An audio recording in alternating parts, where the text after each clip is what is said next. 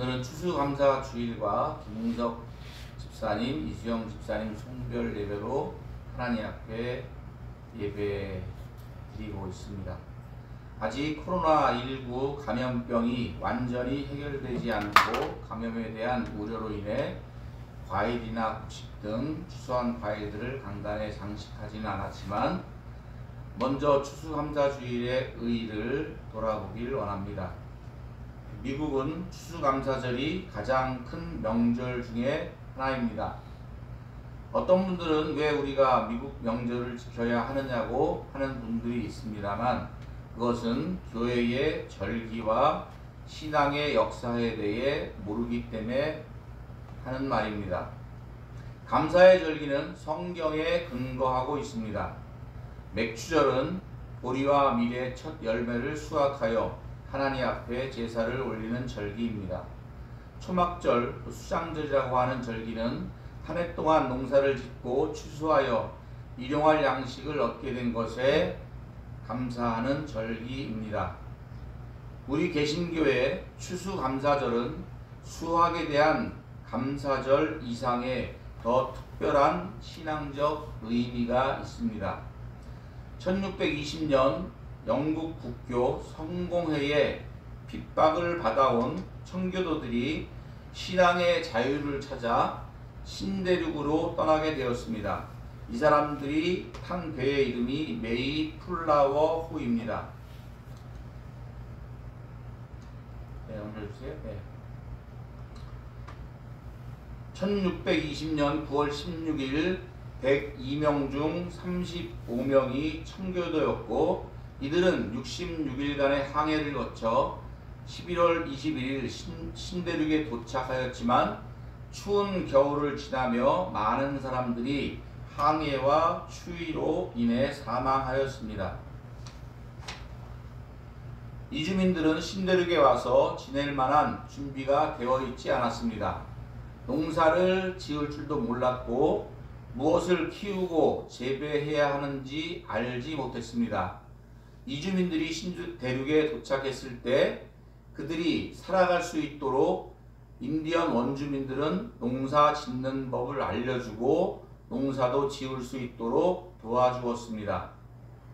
신앙의 자유를 찾아 신대륙으로 이민 와서 많은 친구들과 가족들을 잃었지만 1621년 첫 해 농사를 짓고 수확을 하여 감사한 마음으로 도움을 주었던 원주민들을 초청하여 감사 축제를 한 것이 바로 추수감사절입니다. 102명의 이주민 중에는 신대륙의 꿈을 가지고 이주해 온 사람들도 있었습니다. 그들은 신대륙의 황금을 바라보고 왔습니다. 그러나 살아남은 30여 명의 사람들이 감사한 것은 황금이 아니라 일용할 양식을 수확한 것이었습니다. 일용할 양식을 수확한 것에 그들은 감사할 수 있는 사람이 되었습니다. 작은 것을 얻었지만 그들은 하나님께 감사하고 이웃들과 함께 감사하고 기뻐했습니다. 후에 필그림 파더스라는 이름을 얻은 사람들은 가장 소중한 것을 수확한 것입니다. 바로 감사하는 마음입니다. 그들은 가장 먼저 교회를 지었고 다음에 학교를 지었습니다. 그리고 나중에 자신들의 집을 지었다고 합니다. 경건한 청교도 정신을 바탕으로 북미 대륙을 개척하고 신대륙의 믿음의 선조들이 되었습니다. 이 청교도 정신을 기초로 아름답고 부강한 미국이 건설되었고 미국은 이 세상의 자유와 정의를 위해 싸우고 온 세상에 복음을 전하는 아름다운 하나님의 나라로 세워갔습니다. 추수감사주일을 맞아 우리 교회 성도들이 믿음의 선배들의 신앙을 본받아 믿음의 길을 걸어갈 수 있기를 소망합니다. 우리 한국교회의 역사도 돌아보면 하나님께서 우리 한국교회를, 한국민족을 얼마나 귀하게 여기시는가 사랑하셨는가 알 수 있습니다. 지난주에 자산어보라는 영화를 보았습니다. 정조, 순조 시대에 다산, 정약용 형제들에 관한 이야기였는데 그들은 천주교들을 받아들여 개종했습니다. 생명의 위협을 느끼면서 신앙을 지켰으며 이 땅에 많은 사람들이 복음을 전하기 위해 순교하고 핍박을 받았고 복음을 전했습니다. 그 복음의 씨앗이 이 땅에 뿌려져 1907년 평양 대부흥을 통해 기독교는 부흥의 시작을 알렸습니다. 일제시대의 어려움과 6.25 전쟁의 아픔과 환란 가운데서 믿음을 지켰으며 전쟁으로 인한 폐허 속에 경제적 고난을 믿음과 기도로 교회는 부흥을 이루고 이 나라 대한민국도 역사상 유례없는 경제 대국으로 발전하였고 미국 다음으로 전 세계에 복음을 전하는 선교 대국이 되었습니다. 미국도 마찬가지지만 우리나라도 이제 큰 위기를 맞고 있습니다. 개인의 자유와 인권이라는 미명하에 기독교 정신이 흔들리고 세상 문화가 신앙을 변질되게 하고 있습니다. 더욱이 코로나19로 인해 교회와 성도들은 믿음을 지키기 더욱 힘들어진 환경이 되었습니다. 이런 신앙의 위기일수록 기본으로 돌아가야 합니다. 아드 콘테스라는 라틴어가 있습니다. 그 말은 기본으로 돌아가자는 말입니다. 성경으로 돌아가자는 종교 개혁의 구호이기도 합니다. 5절 다 같이 한번 읽도록 하겠습니다. 시작. 너희 안에 이 마음을 품으라 곧 그리스도 예수의 마음이니. 아멘.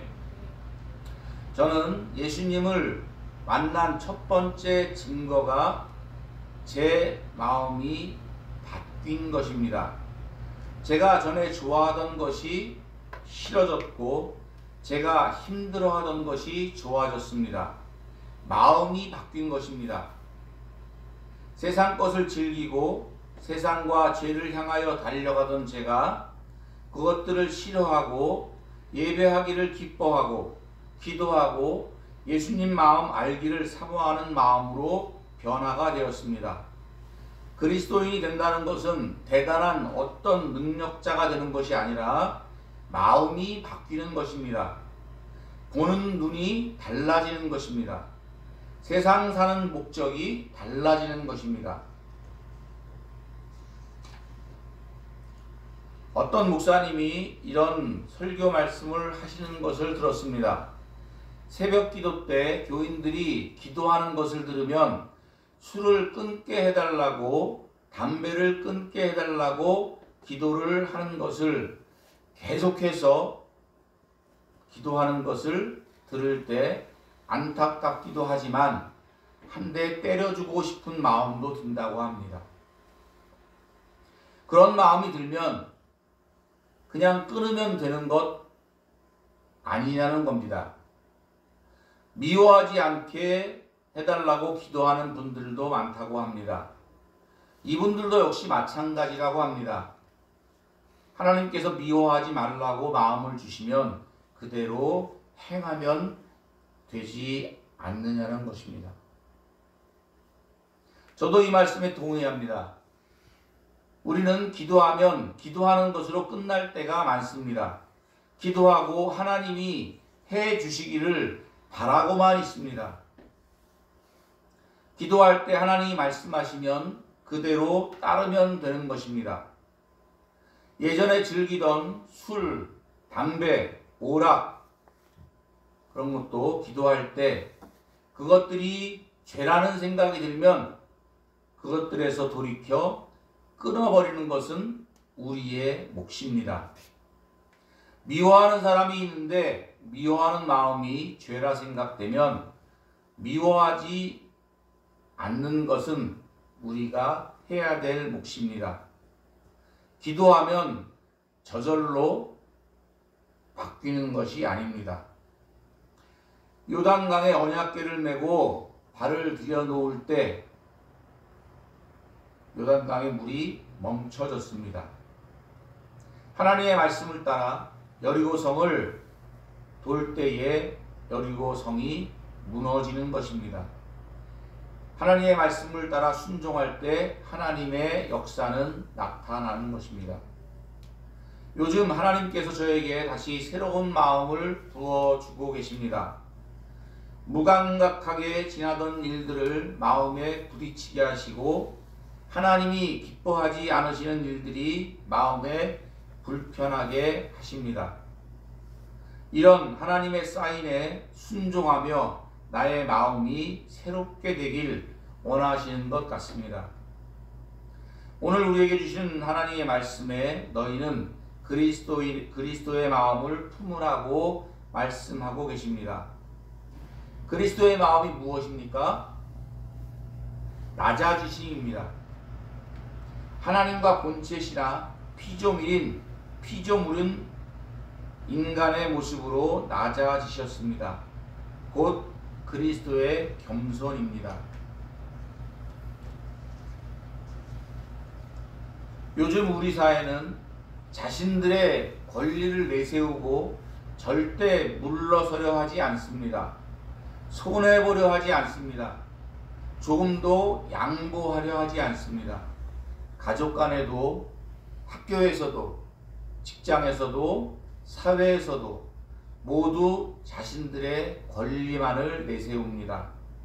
여기에서 갈등이 시작되는 것입니다. 갈등은 미움을 낳고 서로 원수가 되게 만듭니다.